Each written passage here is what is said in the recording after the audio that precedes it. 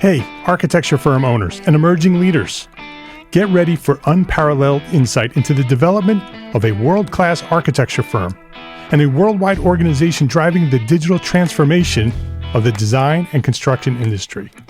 With Build Smart, the podcast that's changing how our profession operates. We share the incredible stories behind innovation in the building industry with my friend and co-host, Patrick McLeamy, FAIA, former CEO of the international architecture firm, HOK. You know, Yamasaki's office or firm lasted during his lifetime. And when he passed away, I think that was the end of the Yamasaki office. Helmut did not want that. He wanted a firm that would live out and grow beyond the founders. In Season 1, discover the untold stories behind HOK's meteoric rise, from 150 employees in St. Louis to a powerhouse with over 1,900 staff members and 27 offices worldwide. You know, they weren't as polite as the Kojima people. That was just boom. And anytime you have a creditor, whether it's Kojima or the bank, that wants their money, unless you can raise money someplace else, you are out of business. Bankrupt.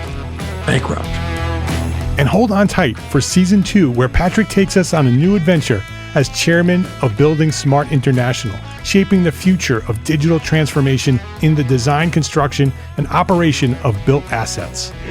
Ian Howell, Ken Harold, and I, Ken was my technical representative from HOK. The three of us took a tour of Europe of 5 cities in 5 days. Very busy time. Simply follow the link in the show notes to subscribe to Build Smart now and uncover lessons that will transform you and your architecture firm.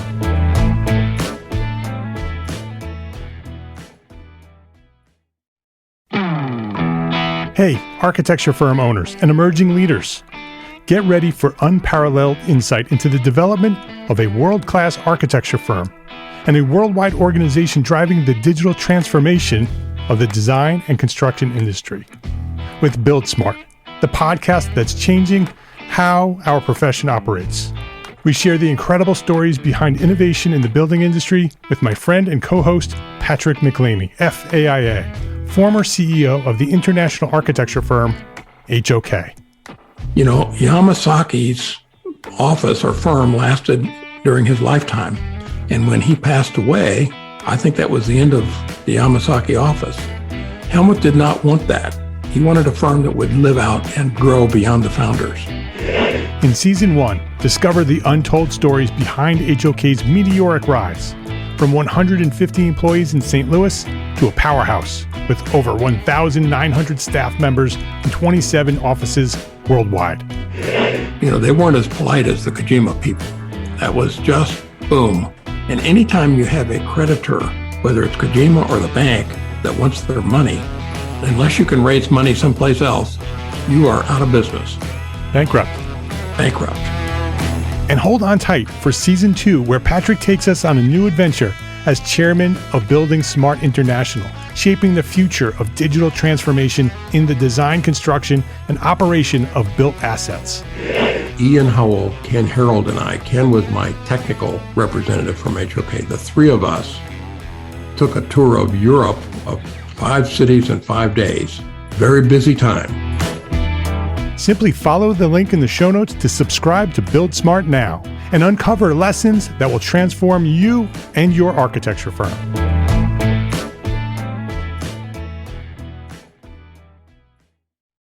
This is the Entrepreneur Architect Podcast, episode 55.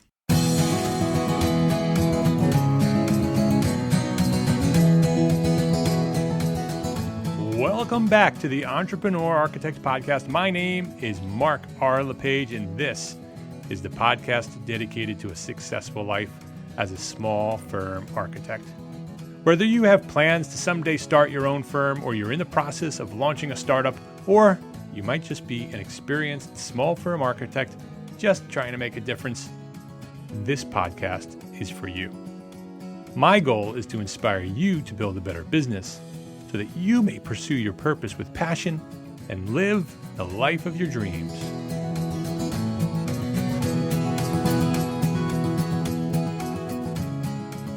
Sometime before starting our own firms, we business owner architects experienced an entrepreneurial seizure. Michael Gerber so accurately described that moment in time in his book, The E-Myth Revisited, Why Most Small Businesses Don't Work and What to Do About It. One of the best books I've ever read about business. You may have heard me talk about it before. I reviewed it on the blog. If you haven't read it, go get it and read it. The entrepreneurial seizure is the precise moment when a passionate employee commits to starting her own firm. Frustrated by the process, or a lack of process, established by her employer, she decides that she can do better.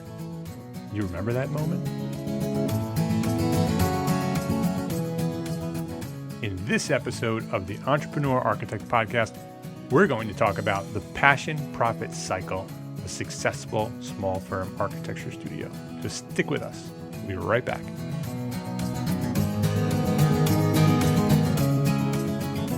This episode of the Entrepreneur Architect Podcast is brought to you by Entrepreneur Architect Academy. Entrepreneur Architect Academy is a private community of like-minded entrepreneur architects seeking to take their small firms to greater success. And members benefit from having free access to all the products offered by Entrepreneur Architect now and into the future for as long as you are members. And we meet weekly on a private video conference where we discuss a new topic of business and dive deep into building a successful small firm architecture studio. This is an opportunity to be part of a group of professionals who are determined to take their businesses, their lives, and their leadership to the next level. And it is a great opportunity. We have so much fun, and we learn so much. Enrollment for membership is currently open for a limited time, and it's closing on December 15th. So if you're interested in joining us at Entrepreneur Architect Academy, please visit entrearchitect.com/academy.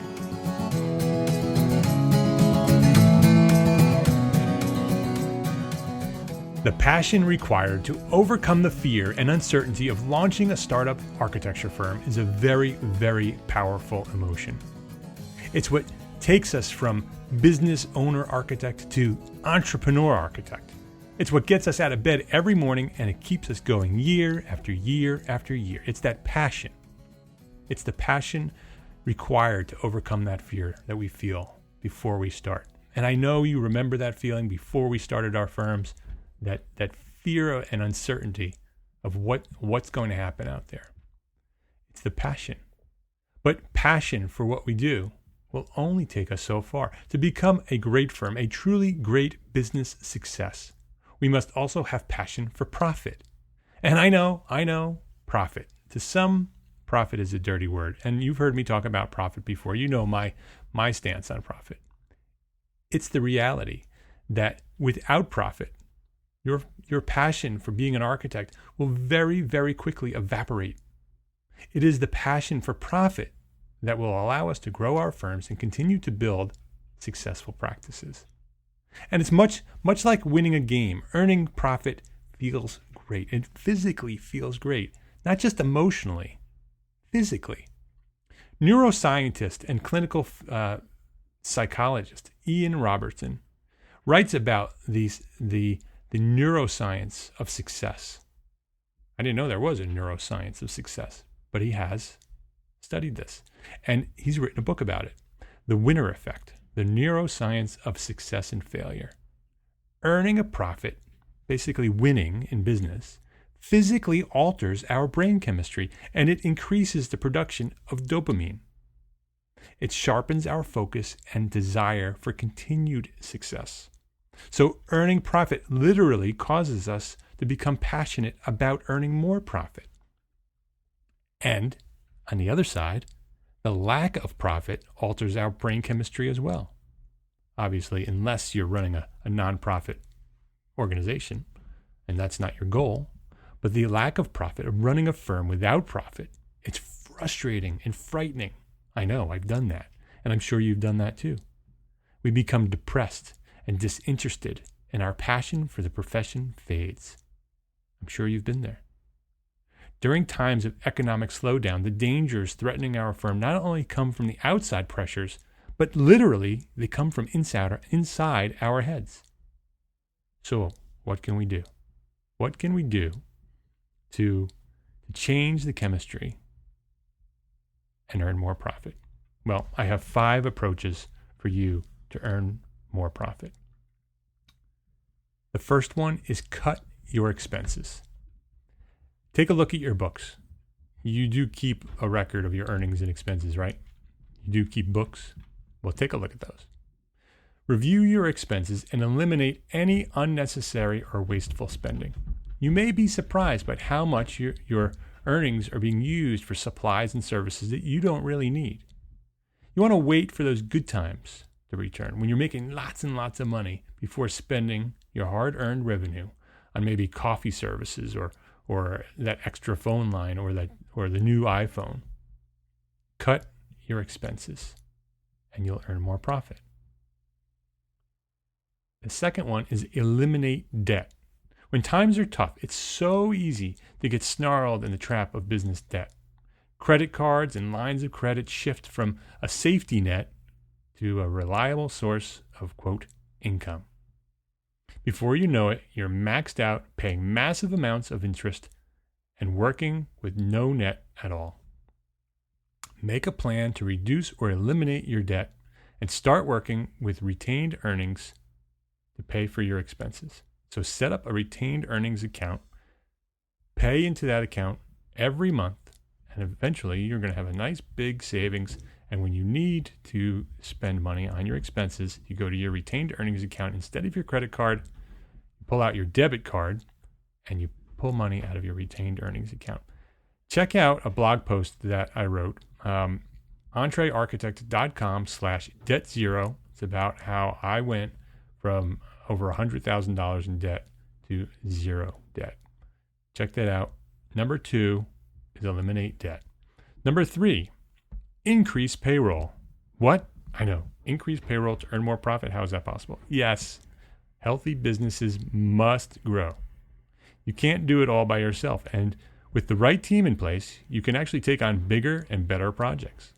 Expenses will be distributed among more income sources and you will earn more profit. But be careful. Hiring the wrong people may cost you much more than you'll be paying them.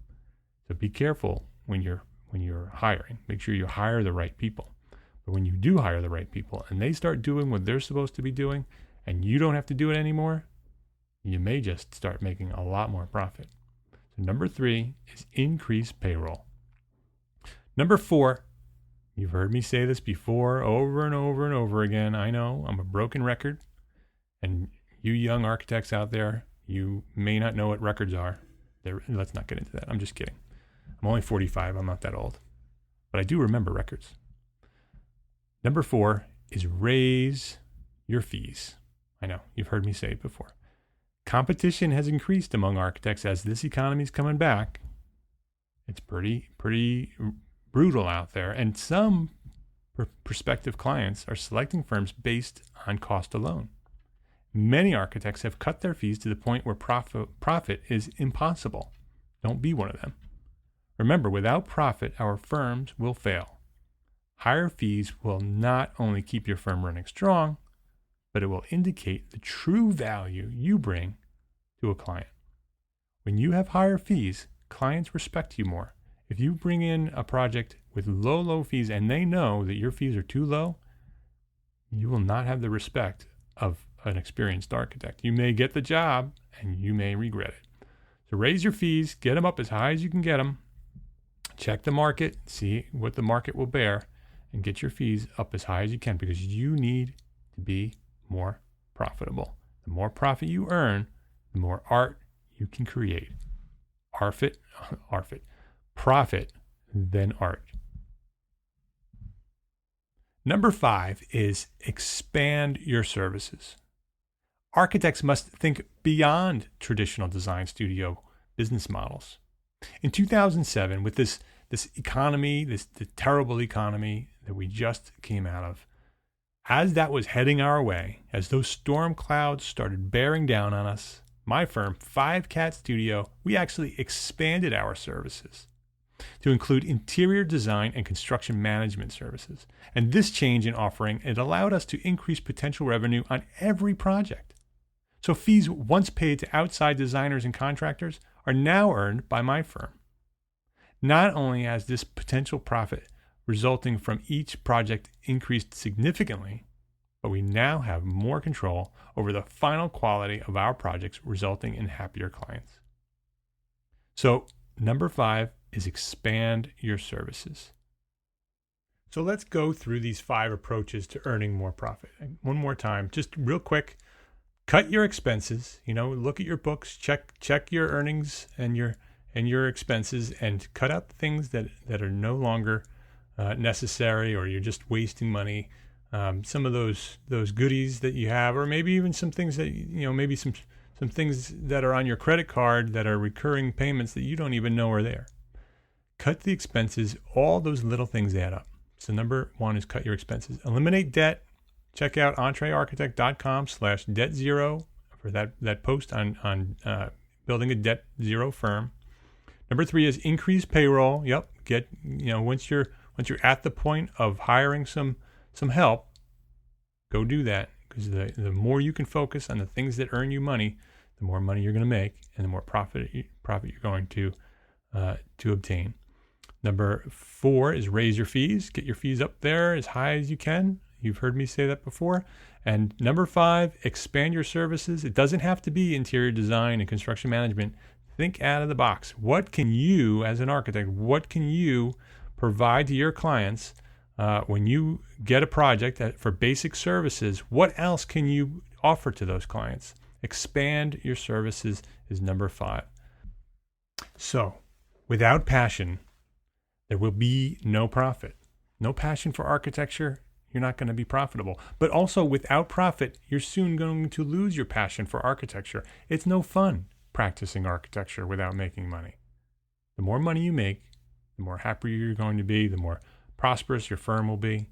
To be a successful entrepreneur architect, we need both passion and profit. It's a passion-profit cycle that builds great firms and allows us to continue to do what we love most, practice architecture. Passion leads to profit, and profit leads to passion, which leads to profit, which leads to passion. It's a cycle. You need to have both. So, are you passionate? I know you're passionate about architecture and design, but are you passionate about profit? Are you passionate about making money? Remember, when you make more money and you win this game of practicing architecture, your brain chemistry changes. You feel better about yourself, and you can create more art. So you should be passionate about profit. I want to know what you think. What have you done as we come out of this economy and we're recovering and things are getting better? The phone's finally ringing and our boards are full and we're all sort of overwhelmed, really, with all this new work we have. What are you doing to be more profitable? Don't forget to be more profitable, to focus on that. I want to know what you're doing. So go to the show notes at entrearchitect.com/episode 55 and tell me what you're doing. Tell me what's working for you. What are you doing to be more profitable as we recover with this new economy we have here, and we're finally enjoying some profits? What are you doing? Go to the show notes and let us know. Share your thoughts, because other people want to hear them. You can go there and read what other people are sharing. So do that right now. I'll see you there.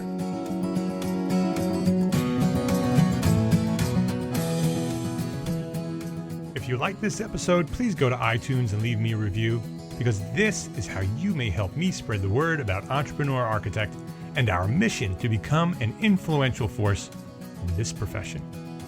Go to entrearchitect.com/iTunes, or in iTunes, just search for Entrepreneur Architect. You'll find me. And remember, enrollment for membership is currently open for a limited time. So if you're interested in joining us at Entrepreneur Architect Academy, please visit entrearchitect.com/academy. And that wraps up today's show. Show notes, including links to the books I mentioned, will be found at entrearchitect.com/episode 55. until next week, my name is Mark R. LePage. What's yours? I'm an entrepreneur architect. Thank you very much for listening and have a great week.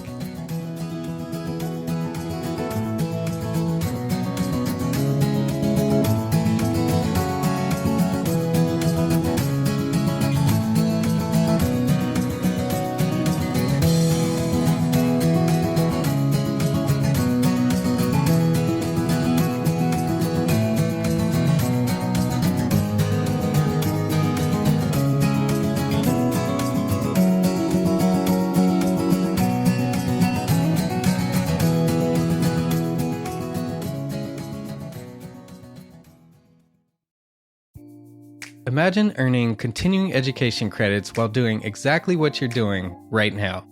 Well, you can. Gable Media has revolutionized the way you earn your continuing education credits with a groundbreaking approach. Forget running around town and scouring the internet for credit-worthy courses. Fulfill your CE requirements effortlessly by listening to engaging podcasts just like the one you're listening to now. Our podcasts are designed to educate, entertain, and inspire, all in a user-friendly environment. But wait, there's more. Architects, Gable Media is also approved as an AIA continuing education services provider. Upon completion, we handle everything, from reporting your hours directly to the AIA to storing your certificates in your personal Gable Media profile for your self-reporting needs. So follow the link in the show notes and start earning your credits in the most innovative and entertaining way possible with Gable Media. Attention architects and creative minds, get ready to supercharge your brand with Build Your Brand, the podcast that's unlocking the secrets of branding success for creatives. Hey there, it's Mark R. LePage, founder of Entre Architect, and I'm inviting you to join my friend, architect marketing expert Jeff Eccles at Build Your Brand podcast, where he explores the captivating stories of the world's top brands and transforms their lessons into powerful moves for small firm architects and creatives like you.